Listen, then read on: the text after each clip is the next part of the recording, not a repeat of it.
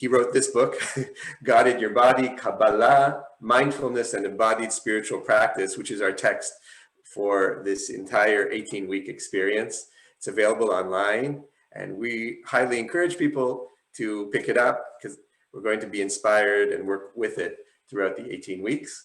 And then we're going to pass you now to Rabbi Cheryl for the introduction.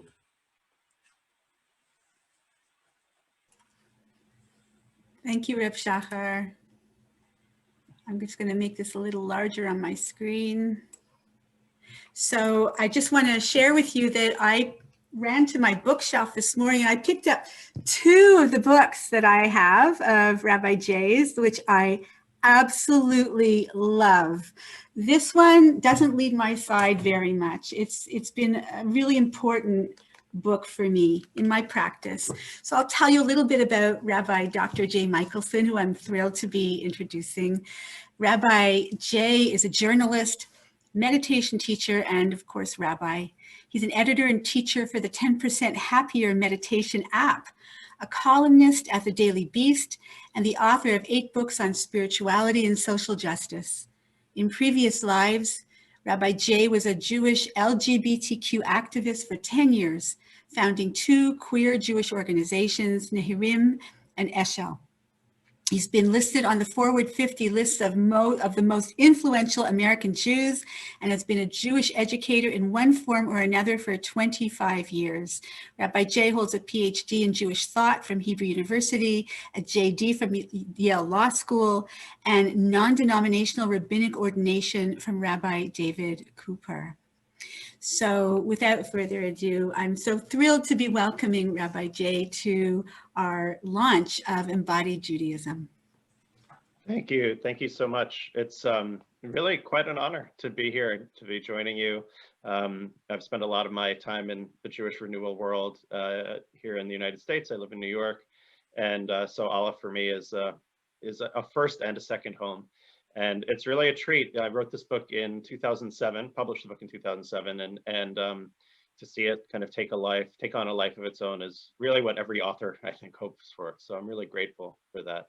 I thought we could start with just a short practice together, 5 or 6 minutes, and then I'll say a little bit about maybe framing what's going to happen in the semester through the lens of the book, and then we'll have time for questions and comments and shares.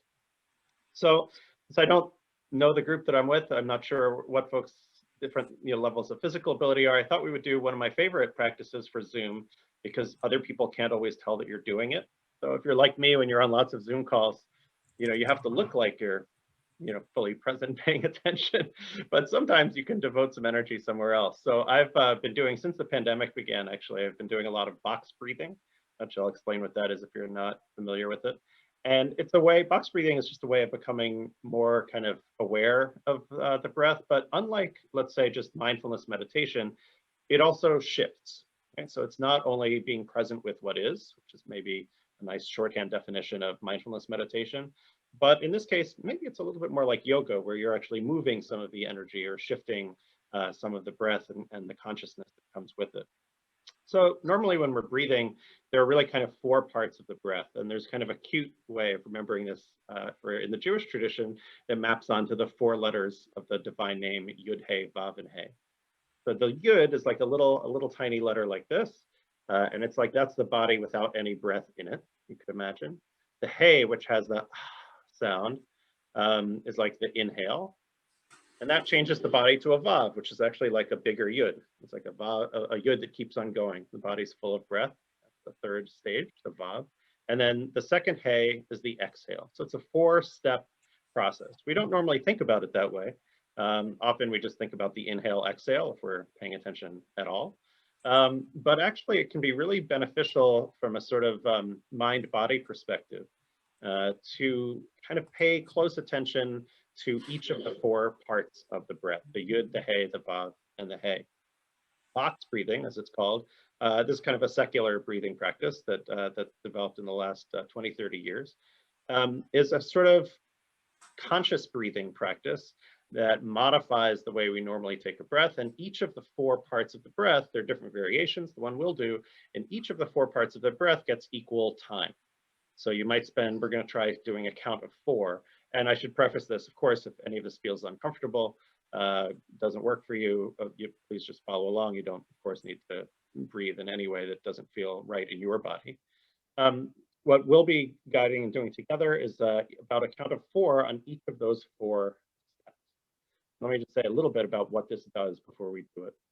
So first, obviously, for many of us, just in the last 10 months now, not only is there anxiety in the air that is natural for us and to feel that fear, and it's probably a good idea to feel a little bit of it, but there's also anxiety around breathing, about the breath itself, which obviously is how the pandemic is spread through contact and other people breathing.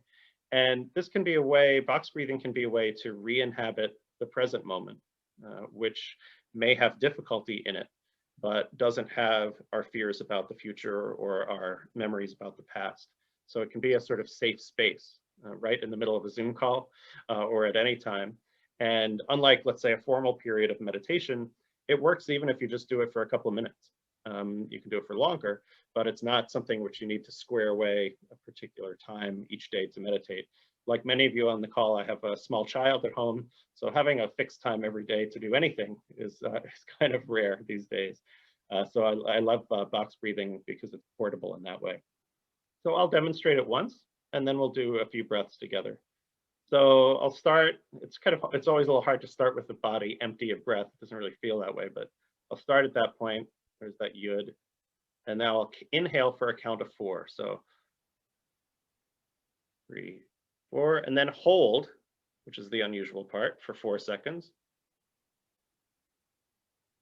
And a nice full exhale.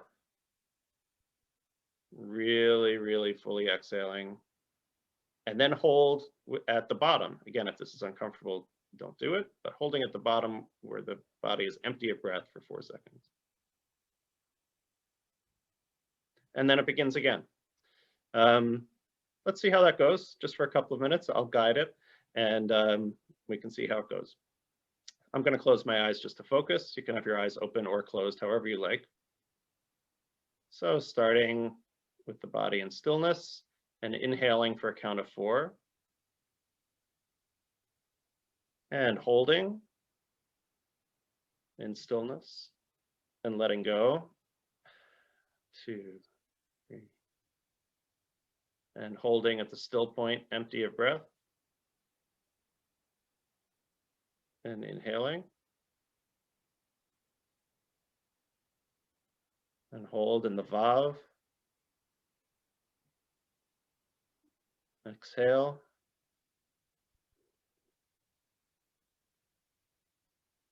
Holding in the Yud.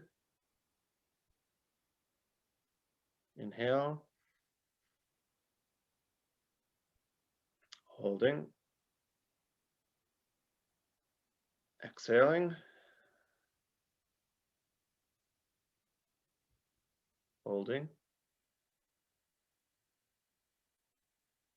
Inhale. Holding. Exhale. And really feeling the stillness in the hold if it's there for you. Inhale. Fullness and the quiet. Exhale. Letting go. And stillness. And inhaling again.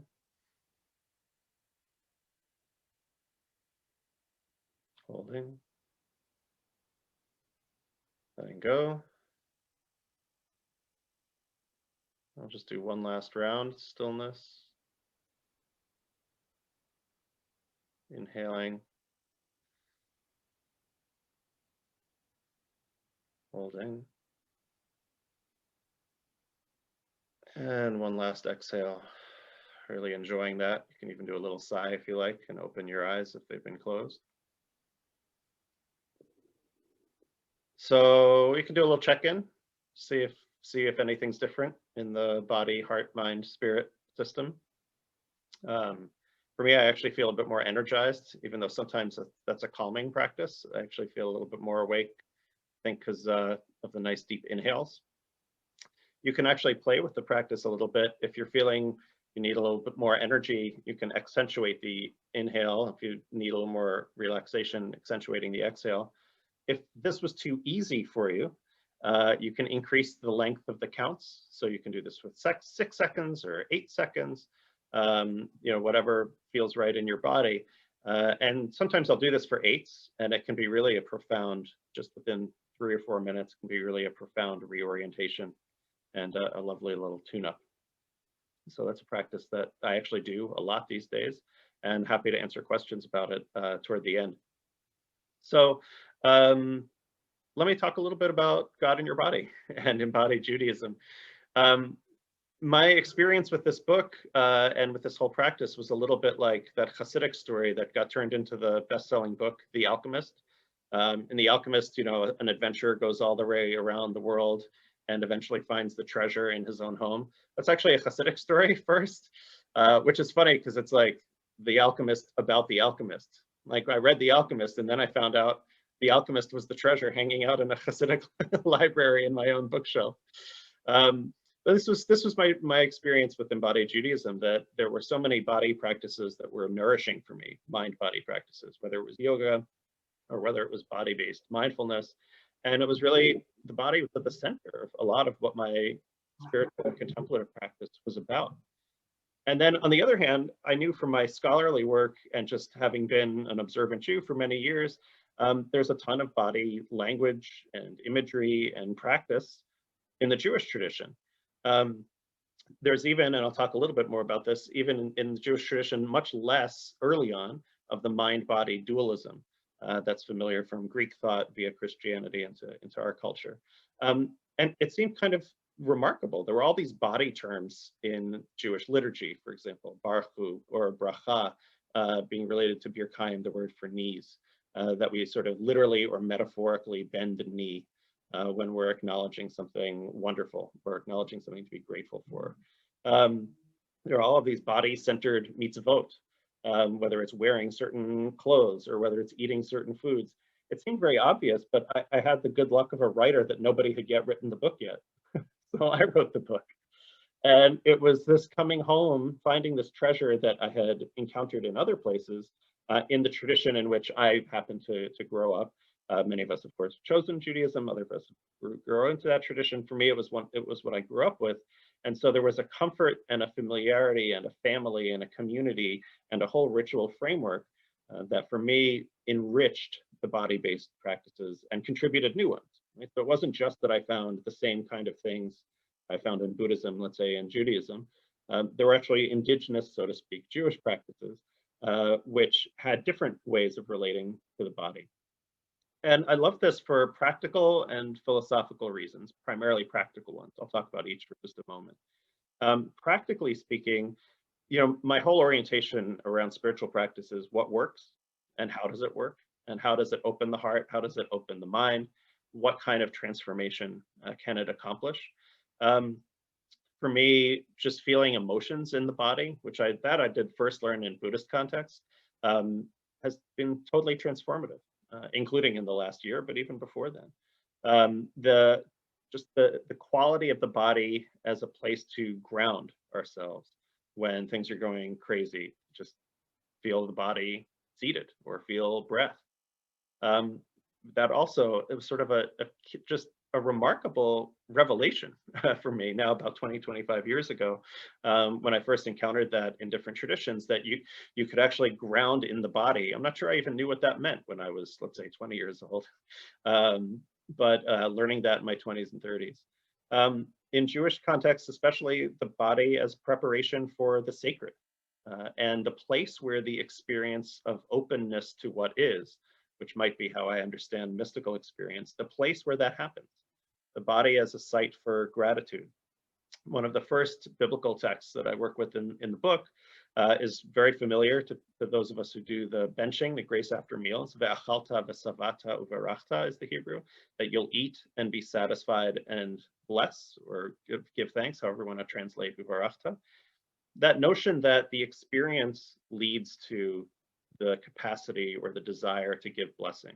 This was actually in a different language. This was Abraham Joshua Heschel's notion of religion as response to the sacred. So we have an experience. Heschel is maybe known for that radical wonder, radical amazement in his language, that we have these experiences of the numinous that just are so transformative. But for him, that was only part one. Part two was how we respond to those experiences, how we integrate them into our lives. In a funny way, Ve'achalta v'savata uvarachta is like a microcosm of that process, that there's an experience of satisfaction. There's an experience maybe of acknowledging our fortune, our ability, the fact that we're able to be fed. And from that experience springs this desire to bless, to express this kind of spiritual consciousness or awareness.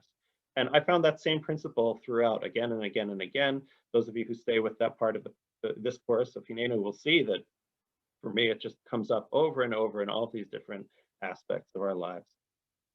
I was also drawn to embodied Judaism for philosophical principled reasons. You know, historically in the Jewish traditions, or I should say traditions, there are many different conceptions of what the soul is. Ultimately, by now we've kind of accommodated all of them. So there's the part of the soul that's in the body and the part of the soul that's not in the body and so forth. But sometimes the simple body-soul dualism can be really unhelpful. It can lead to a denigration of the body. It can lead to pushing away the body and its needs or its changes, its desires, which to me is the opposite of what I want my spiritual practice to do. I don't want to push more and more things away. I want to be able to embrace or be with or acknowledge. And the denigration of the body is connected to our denigration of the earth. It's connected to patriarchy and to domination. This whole hierarchicalization of spirit over body is historically, not just conceptually, historically connected to the domination of male over female, or us over them, in-group over out-group. And so for me, these qualities of embracing, inhabiting, listening, affirming, have real profound philosophical implications as well as their practical benefits. So it was a real rediscovery for me of what was there in the Jewish tradition. I want to say though, when I did this, and I still feel this now, maybe even more strongly, I'm not claiming that this is the real Judaism, or this is the one that this is the real essence, like this is the most essential part and all that other stuff was like a mistake or something like that.